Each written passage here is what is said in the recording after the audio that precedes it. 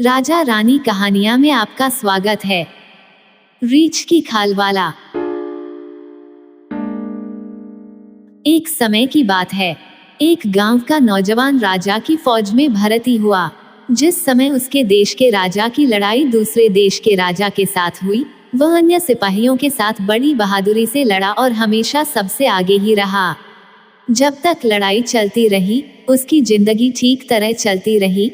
पर जब दूसरे देश के राजा ने शांति का ऐलान किया, तो अचानक ही लड़ाई बंद हो गई। अब राजा को इतनी सारी फौज की जरूरत नहीं थी, अतः उसने बहुत से सिपाहियों को फौज से निकालने की आज्ञा दे दी। राजा के सेनापति को मजबूरन बहुत से नौजवानों को सेना से निकालना पड़ा। निकाले गए सिपाहियों में वह नौजवान भी था। नौकरी से निकलने के बाद उसे वापस अपने भाइयों के पास जाना पड़ा, क्योंकि उसके माँ बाप की मृत्यु हो चुकी थी। जब उसने कुछ समय तक उनके पास रहने की इच्छा व्यक्त की, तो उसके दोनों भाई उसे लंबे समय तक अपने पास रखने के लिए तैयार नहीं हुए। वे बोले, हमारा तो अपना ही खर्चा बड़ी मुश्किल से चलता है, हम तुम्हें कैसे पाल सकते हैं। अब गांव छोड़कर जाने के अलावा और कोई रास्ता उस नौजवान के सामने नहीं था। आखिर दुखी मन से उसे अपना गांव छोड़ना पड़ा।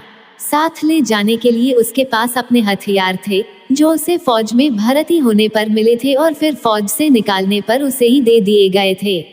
अपनी बंदूक कंधे पर रख वह गांव से चल पड़ा। चलते चलते ऐसी जगह पहुंचा जहां पर घने पेड़ों के अलावा और कुछ नहीं था।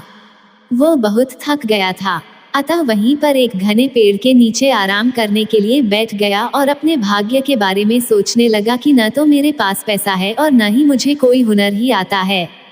अब मैं कौन सा काम खोजूं? अब तो मुझे भूखा ही मरना पड़ेगा। इसी समय हवा का एक तेज झोंका आया। जब उसने चारों ओर नजर दौड़ाई तो अपने सामने एक अजनबी को खड़ा पाया, जिसने हरे रंग का बड़ा ही सुंदर गाउन पहन रखा था और शक्ल से बड़ा अमीर दिखाई दे रहा था, पर उसका एक पैर घोड़े के पैर की तरह था। वह आदमी बोला, मुझे मालूम है कि तुम इस समय क्यों परेशान हो। तुम्हें मैं ढेर सारी दौलत दूंगा, पर उससे पहले मैं तुम्हारी परीक्षा लूंगा। कहीं तुम मेरी सारी दौलत बर्बाद तो नहीं कर दोगे? तुम किसी से डरोगे तो नहीं? नौजवान सिपाही बड़े गर्व से बोला, एक सिपाही और डर, ये दोनों बातें साथ साथ नहीं चलती। तुम मेरी परीक्षा लेकर देख सकते हो। अजनबी बोला, ठीक है, अब तुम अपने पीछे मुड़कर देखो। नौजवान ने अपने पीछे मुड़कर देखा तो पाया कि एक बड़ा रीछ उससे कुछ दूरी पर खड़ा उसे घूर रहा था। जैसे ही वह नौजवान पलटा, वैसे ही वह रीछ उस पर झपटा। नौजवान सिपाही ने झट से अपनी बंदूक तानी और उस पर गोली दाग दी। देखते ही देखते रीछ उसी समय वहीं ढेर हो गया। ये सब देखकर वह आदमी बोला, अब मुझे यकीन हो गया कि तुम सचमुच एक बहादुर नौजवान हो, पर मेरी भी एक शर्त है जो तुम्हें पूरी करनी होगी। अगर मेरी आत्मा इसकी अनुमति देगी तो मैं तुम्हारी शर्त जरूर मानूंगा। नौजवान बोला, हरे गाउन वाला अजनबी बोला, ये तुम खुद ही देख लेना। मेरी शर्त यह है कि आने वाले 7 वर्षों में तुम न नहाओगे, न ही दाढ़ी और सिर के बाल कटवाओगे, न ही हाथ तथा पैरों के नाखून काटोगे और न ही ईश्वर की पूजा करोगे। मैं तुम्हें स्कर्ट और बड़ा सा कोट दूंगा, जिसे तुम इन 7 सालों तक पहन कर रखोगे। अगर तुम इन 7 सालों के बीच में ही मर जाते हो तो तुम मेरे हो, पर अगर तुम जीवित बच जाते हो तो मैं तुम्हें अपनी शर्त से आज़ाद कर दूंगा और इतना सारा धन दूंगा जिससे तुम सारी जिंदगी आराम से गुजार सकोगे। तुम्हारे कोट की जेबें हमेशा धन से भरी रहेंगी।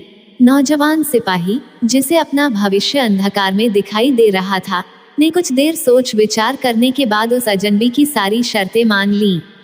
तभी उस अजनबी ने मरे हुए रीछ की खाल उतारी और उस नौजवान के हाथों में देकर बोला, आज से यही खाल तुम्हारा ओवरकोट है और यही तुम्हारा बिस्तर। आज से तुम किसी और बिस्तर पर नहीं सो सकते। फिर उसने वही खाल उस नौजवान के कंधों पर डाल दी और उसे एक नया नाम भी दे दिया। वह नाम था रीछ की खाल वाला। इतना कहने के बाद वह अजनबी अचानक कहीं गायब हो गया।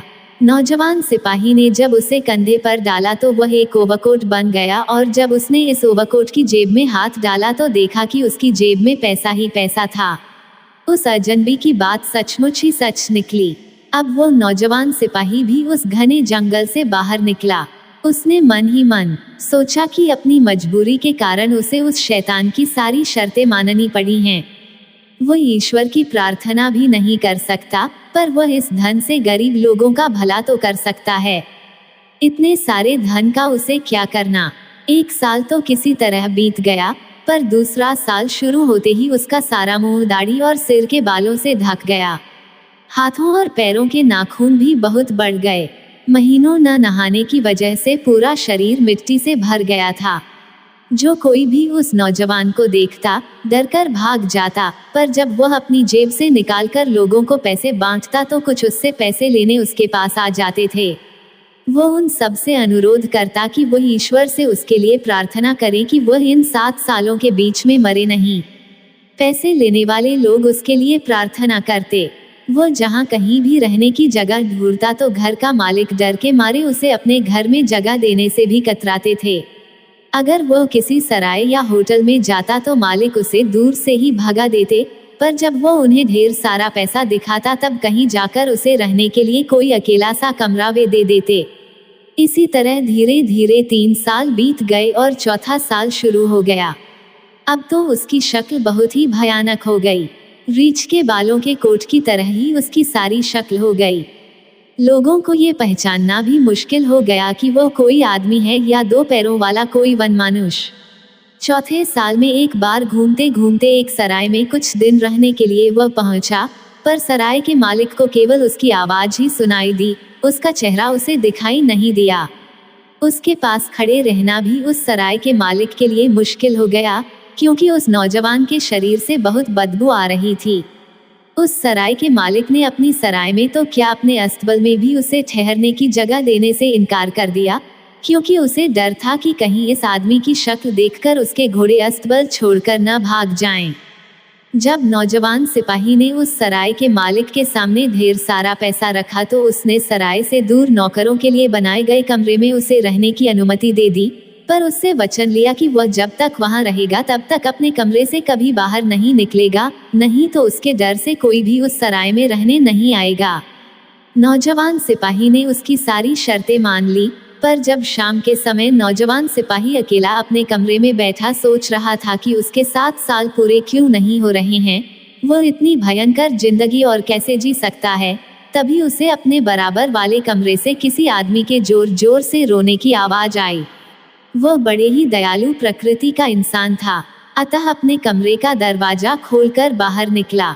उसने देखा कि साथ वाले कमरे में एक बूढ़ा आदमी अपना सिर पीट पीट कर रो रहा है। रीछ की खाल वाला वह नौजवान उसके पास पहुंचा तो उसकी चीखें बाहर तक सुनाई देने लगी। वह बूढ़ा डर के मारे अपने कमरे से भागना चाहता था, तब नौजवान सिपाही ने उसका हाथ पकड़कर उसे भागने से रोका और बड़े ही प्यार से उसके रोने का कारण पूछा। उस रीछ की तरह दिखाई देने वाले आदमी से इंसानों की आवाज में बात करने पर बूढ़े आदमी का डर कुछ कम हुआ। उसने बताया कि वह जुए में सब कुछ हार गया है, उसके पास अब 1 पैसा भी नहीं है, वह सराय का बिल भी नहीं चुका सकता, अब उसे इस सराय का मालिक जेल भेज देगा। वह नौजवान बोला, तुम पैसों की चिंता मत करो, मेरे पास बहुत पैसा है। इतना कहकर उसने अपनी जेबों से ढेर सारा पैसा निकालकर उस बूढ़े के हाथों में रख दिया और बोला, अब तुम्हें रोने और दुखी होने की जरूरत नहीं है, तुम इससे सराय का पैसा चुका सकते हो। इतना कहकर उस नौजवान ने उस बूढ़े को और ढेर सारा धन अपने घर ले जाने के लिए दिया। बूढ़ा उस रीछ की खाल वाले का बहुत ही शुक्रगुजार हुआ और बोला, तुम्हारे इस उपकार के बदले में मैं अपनी किसी भी एक बेटी से तुम्हारा विवाह कर दूंगा। तुम मेरे साथ मेरे घर चलकर अपनी इच्छा की लड़की चुन सकते हो। पहले तो वह नौजवान उस बूढ़े की बात पर राजी नहीं हुआ, क्योंकि उसे मालूम था कि कोई भी लड़की उससे शादी करने के लिए तैयार नहीं होगी, पर बूढ़े के आग्रह पर उसके घर जाने के लिए तैयार हो गया। जब वो उसके घर पहुंचा तो बूढ़े ने अपना फैसला अपनी बेटियों को सुनाया और उनमें से एक से उस रीछ की खाल वाले से शादी करने को कहा। जब दोनों बड़ी लड़कियों ने उस रीछ की खाल वाले को देखा तो डर से चीखती हुई बाहर भाग गई और अपने पिता की बात को मानने से साफ इनकार कर दिया।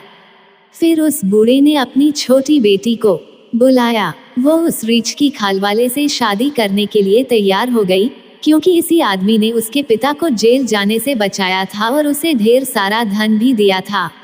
उसे लगा कि यह आदमी जरूर कोई भला इंसान होगा, नहीं तो कौन किसकी सहायता करता है। नौजवान ने अपने हाथ की अंगूठी उतारकर उस लड़की को दे दी और उसकी अंगूठी खुद पहन ली, और फिर वो उस लड़की से बोला, मैं तुमसे अभी शादी नहीं कर सकता, क्योंकि मुझे अभी इसी हालत में रहकर 3 साल और गुजारने हैं। अगर मैं इन 3 सालों में मर गया तो तुम पूरी तरह से आज़ाद हो।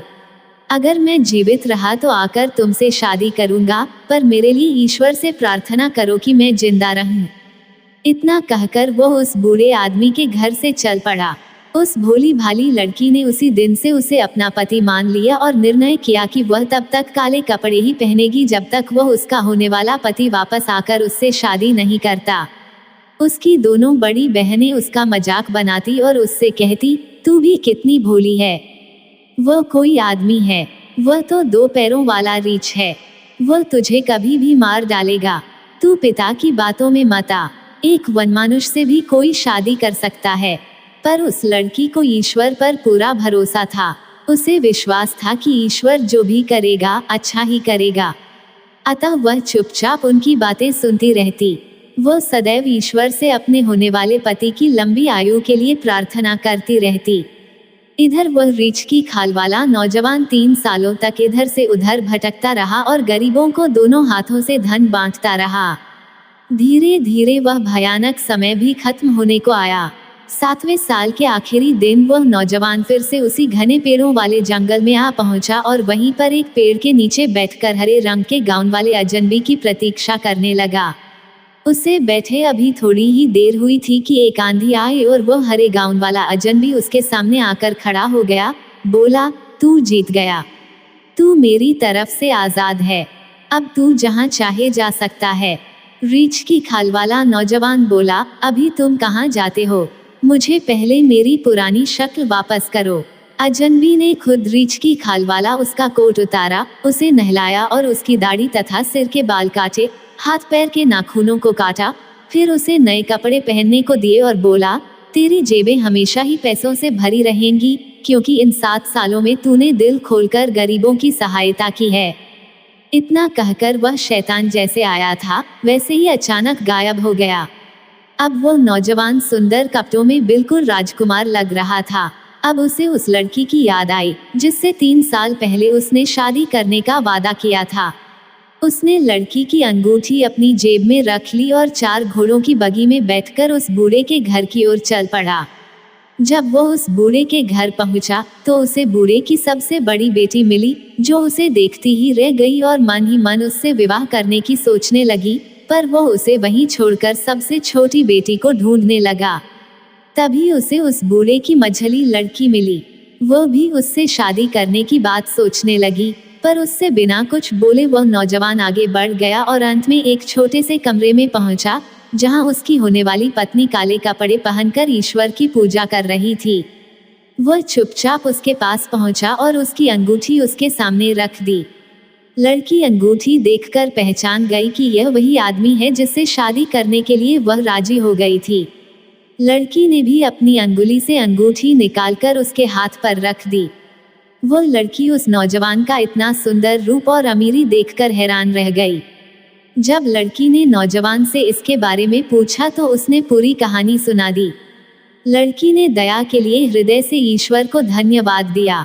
इधर वह नौजवान जब अपनी होने वाली पत्नी का हाथ पकड़कर कमरे से बाहर आ रहा था तो दोनों बड़ी बहनें तैयार होकर उससे मिलने आ रही थीं, पर जब उन्हें पता चला कि वह रीछ की खाल वाला व्यक्ति है तो उन्हें अपने ऊपर बहुत गुस्सा आया। गुस्से और नफरत से भरी बड़ी बहन ने घर के पास वाले कुएं में कूदकर और बीच वाली बहन ने पेड़ पर लटककर आत्महत्या कर ली। शादी के अगले दिन जब उनके दरवाजे पर दस्तक हुई तो नौजवान ने दरवाजा खोलने पर देखा कि वही शैतान उसके सामने खड़ा है।